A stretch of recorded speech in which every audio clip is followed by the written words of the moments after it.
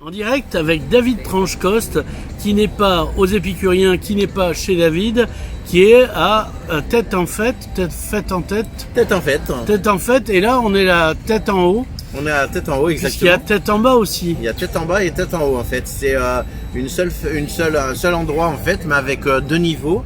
Le niveau en bas, c'est le niveau des berges de la Tête avec la partie détente, la partie plage avec les transats qu'on a réussi à installer et tout a été construit par les services de la ville de Perpignan. Et il y a eu aussi une aide de PMM au niveau des transats, faut pas les oublier. PMM. PMM, hein. C'est quoi ce truc-là? PMM, la Perpignan Méditerranée Métropole. L'agglo, ah oui non, la communauté urbaine. Exactement. Ouais, non, c'est même plus une agglo, c'est une communauté Voilà, urbaine. donc on a eu un petit peu d'aide au niveau de l'aménagement en bas temporaire. On remercie Robert Villa, Exactement. pas pour le conservatoire, mais en tout cas pour l'aide sur les berges de la Tête, puisque ça dépend, Ça dépend de PMM. de la communauté urbaine. C'est ça. PMM. C'est comme le PMU, mais enfin bon, bref. Revenons à nos motos. Alors on va faire un flashback. Il y a 3-4 ans, je crois. T'avais encore les Épicuriens. Ouais, en 2015, hein, ça passe. Hein. En 2015, ouais. C'était en 2015. Nous étions jeunes et larges d'épaule, bandits joyeux, insolents et drôles. On attendait que l'amour nous frôle sur la route encore. Et donc, tu as un stand en bas. Et tu te régales, tu mets même un flamant rose gonflable, enfin tu joues la carte à fond. Oui, la carte à fond, c'était vraiment les premières guinguettes et du coup c'était une fête sur 3 jours en 2015 et c'est vrai qu'on avait décoré avec des petits chalets avec les flamants roses et le hasard c'était que le flamant rose était le logo de l'Agglo. De l'Agglo, ouais, voilà. L'Agglo, je crois. Ouais. Aglo, il est des nôtres. Ouais. Et donc, et l'année d'après, tu n'es pas, On l'a fait quand même 2 ans. Non, tu as fait 2 ans. 2 ans. Et la troisième année, il y a encore il y en a encore, et je crois Non, que là, après, t'as plus ta place. C'était fini en fait là, ils l'ont fait 2 ans, c'était fini. Et après il y a eu une inauguration du Passeg Torquatis. Ouais. Où là tout s'est arrêté en fin de compte. Donc c'était dommage Ouais. parce que c'était une petite fête sur 2-3 jours la première année, 4 jours la deuxième année. Et c'est un événement qui aurait pu perdurer pour mettre en valeur les berges de la Tête. Et donc c'était voilà, c'était très court. Est-ce qu'il n'y a pas des commerçants du centre-ville qui râlaient parce que justement ça leur faisait de la... Oh, il y avait en fait non, c'était que la première année en fait c'était très simple, c'était quelques petites sandwichs, quelques petites choses. Et je pense que certains s'étaient aperçus qu'il y avait une possibilité de travailler, de faire quelque chose et auraient voulu s'investir peut-être dans ce genre de projet. Mais au départ, il y avait personne. Parce qu'en fait, le but, c'était que comme les gens sont à la plage, ils vont pas forcément à Perpignan. Donc c'est créer un événement pour attirer les touristes du bord de mer. Et ben c'est ça, moi l'idée en fait, dès qu'on est rentré en fonction, que je suis donc dans l'équipe, la nouvelle équipe de Louis Alliot, dès le 3 juillet, j'ai déposé un dossier parce que, donc rien à voir avec, voilà, on avait fait cet événement de 3 jours, mais c'était pour faire une petite fête par rapport à des futurs projets des berges de la Tête. Là c'était vraiment créer un événement nouveau. Et pour Perpignan, c'était un événement qui dure plusieurs semaines. Donc là, en l'occurrence, cette année, c'est du 15 juillet au 15 août. C'était vraiment créer une position pour moi importante, c'est que autour du fleuve La Tête, on a juste le pont à traverser à moins de 5 minutes du centre-ville. On a le Vernet, le Bas-Vernet à disposition avec tous ces habitants qui sont vieux et qui ont envie qu'il y ait des choses qui se passent, des animations, etc. Donc en fait, le fait de créer cette fête, c'est vraiment faire un lien au niveau autour du fleuve, en créant avec toute cette zone naturelle des parcours santé. Le matin, il y a du yoga, il y a des parcours VTT avec les services jeunesse. Il y a tous les mercredis et samedis matin de la lecture pour les plus petits. On a créé aussi les après-midi des aires de jeu. Sur le Passeg, on a des aires de jeu. Dès la semaine prochaine, on a pensé à ramener des Scrabble, des jeux de cartes pour les aînés, les retraités. Parce qu'il y a une grosse demande maintenant du quartier, justement des personnes âgées. Et en fait, on a créé cette fête vraiment dans l'esprit central de Perpignan. Ouais. Parce que oui, au niveau commercial, on peut dire qu'il y a le cœur de ville qui est très vivant. Hein. Le cœur de ville, on a En plus cette année, les mardis en scène, donc encore hier soir, il y avait 5 spectacles sur 5 places différentes de la ville de Perpignan. Alors, j'ai eu des plaintes. Ah ouais? Ouais. Parce Quelle que notre ami Pizzaiolo Maurizio qui dit il y a partout des orchestres sauf à la place Rigaud. Est-ce qu'on déteste la place Rigaud? Alors, on déteste pas du tout la place Rigaud parce qu'il y avait des animations de prévues à la base par rapport à la place Rigaud. Et cette année, en fait, il faut voir qu'il y a un gros investissement, il y a des gros travaux en cours avec Rien la à voir bibliothèque. avec Romain? Non, avec la bibliothèque municipale. Donc, il y a vraiment une année de travaux. Et derrière, je connais le plan final où on aura un super beau parvis pour les commerçants avec 14 arbres plantés parce que ça fait partie de mes délégations. Donc ils vont vraiment avoir une place splendide et à ce moment-là... Des arbres qui bougent pour animer? À ce moment-là, Place au Son reviendra Place Rigaud et elle sera de toute façon très animée. S'ils survivent à la quarantaine due aux travaux. Nicolas, ils vont survivre parce que c'est une place, tu sais, qui me tient à cœur. Je vois, j'y passe tous les jours. C'est un quartier que j'aime énormément. Tu nous méprises pas parce Non, que maintenant y a ton du statut monde. social a augmenté. Du tout. Donc tu nous mépriserais parce tout. qu'on est des gueux.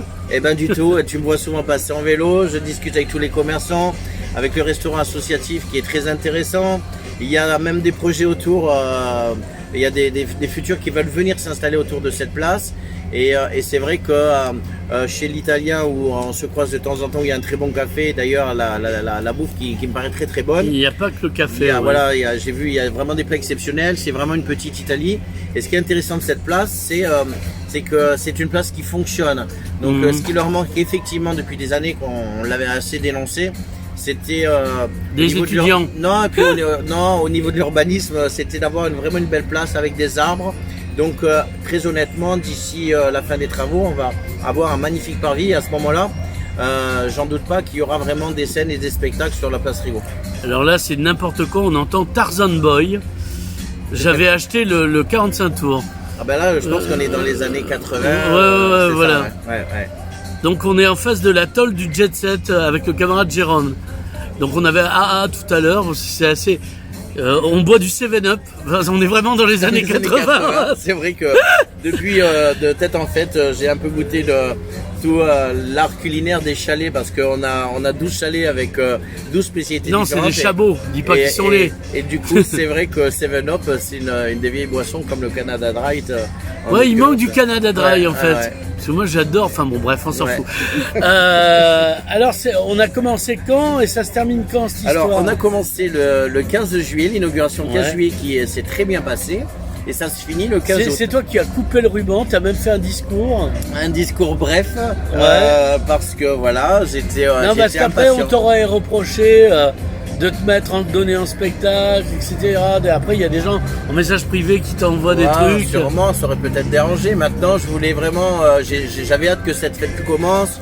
Donc j'ai fait un petit discours déjà pour remercier la confiance que m'a donné Monsieur le maire et remercier aussi tous les collègues qui m'accompagnaient sur ce projet parce que c'est un projet qui a demandé un travail de tous les services, donc de toutes les délégations pratiquement de la ville de Perpignan.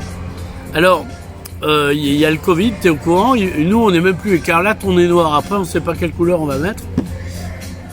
Mais c'est en plein air.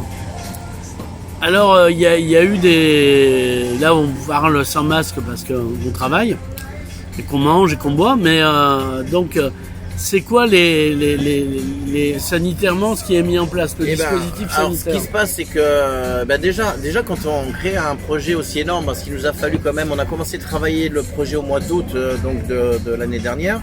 Et il faut savoir que chaque mois, chaque trimestre qui a avancé, il y a fallu à chaque fois qu'on revoie toujours notre copie parce qu'il y a eu beaucoup de changements en un an, comme tout le monde a pu le constater. Et l'intérêt, c'était de faire un projet justement ambitieux, avec une échelle humaine. Et en même temps, justement, j'avais tout calculé en tant que restaurateur, qu'il fallait aussi un projet en plein air. En plein air parce que je m'étais dit, c'est le seul moyen qu'on va nous laisser tranquille, en tout cas dans la restauration, de pouvoir travailler. Et même avec le plein air, on va dire, il risque d'y avoir des semaines à venir un petit peu compliquées parce que le pass sanitaire sera mis en place d'ici le mois d'août, officiellement d'ici à peu près le 9 août en l'occurrence. Maintenant, ce qui est bien, c'est qu'on est sur une partie basse et une partie haute. On a la partie basse qui est quand même un environnement, c'est un espace naturel à la base où on peut venir prendre l'air, se promener sans masque en toute liberté en bas. Maintenant, sur le Passec, c'est un espace public comme on peut trouver Place République, donc on peut très bien venir se promener. Et il faut savoir qu'on a 12 chalets. Donc les 12 chalets ont à peu près une vingtaine de petits couverts. C'est des chalets qui font du emporter en l'occurrence où on peut aussi s'asseoir et profiter, boire un verre, un café, etc. C'est très bien respecté parce qu'on a rajouté aussi des tables et des chaises pour que toutes les personnes qui sont en fait à tête en fête le soir pour écouter la musique ou simplement venir boire un verre soient assis. Le protocole c'était pas d'alcool sur la voie publique, donc debout, donc on reste assis. Le masque dans toute la ville normalement est obligatoire. Maintenant, on est dans des espaces ouverts et naturels en bas, comme je vous le disais. Donc, pour l'instant, c'est vraiment l'endroit idéal. Et ça dure jusqu'à quelle époque? Parce que c'est à partir du 6 août qu'il y a le pass sanitaire. Le 9 août. À partir du 9 donc, août, vous aurez 3 jours ou Non, je pense qu'il y aura déjà le temps de l'installation. Il y aura aussi une tolérance. Et puis, c'est surtout que... idéalement, il faudra avoir un pass pour aller dans les bars et restaurants ou limite un test PCR. Maintenant, on ne peut pas, je pense pas qu'on ne pourra appliquer dans les premiers jours partout en tout cas. Et l'idéal, c'est les gestes barrières, l'idéal, c'est le gel hydroalcoolique, l'idéal, c'est la distanciation, c'est le masque quand on discute. Maintenant, il faut rester aussi, il faut rester les pieds sur terre et vivre. En tout cas, c'est l'été, il faut faire attention, mais une fois qu'on est assis sur une chaise dans un restaurant, je vois pas la difficulté pour profiter des bons moments de l'été. Alors, qu'est-ce qu'on va dire? Quelle est la question que je ne t'ai pas posée qu'il faut que je te pose avant de mettre fin à cette interview? Les styles de guinguettes qu'on puisse avoir en fait. Alors en fait on a bien communiqué. Il y a eu un appel pour les chalets. Il y a eu un appel sur les journaux, via internet. Et c'était des inscriptions sur le site internet de la ville de Perpignan. Et ce qui est assez sympathique, en tout cas pour la première édition, c'est qu'on a tout style de cuisine. On pourrait appeler de la cuisine fusion parce qu'on a plusieurs styles différents. Mais pas dans la même assiette. Et pas dans la même assiette. Sinon, c'est du donc en fait, ça passe aussi bien des restaurants comme l'atelier au chemin de la Fosseille. On a les Adrettes qui est un traiteur. On a le restaurant Le Vietnam qui est Aristide Briand et vraiment c'est un délice.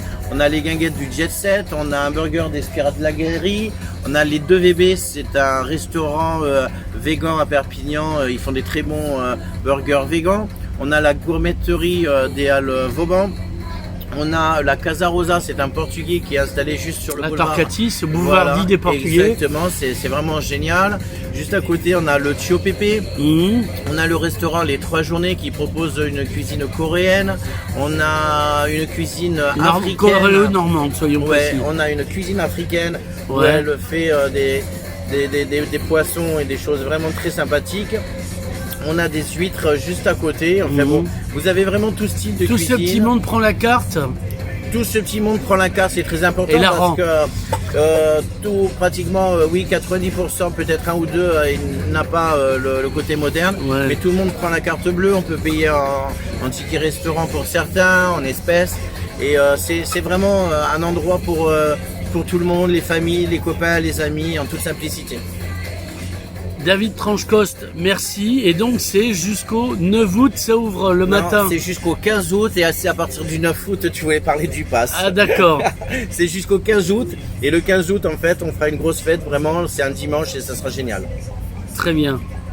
Maintenant il y a Déborah Harry qui nous attend. Ciao.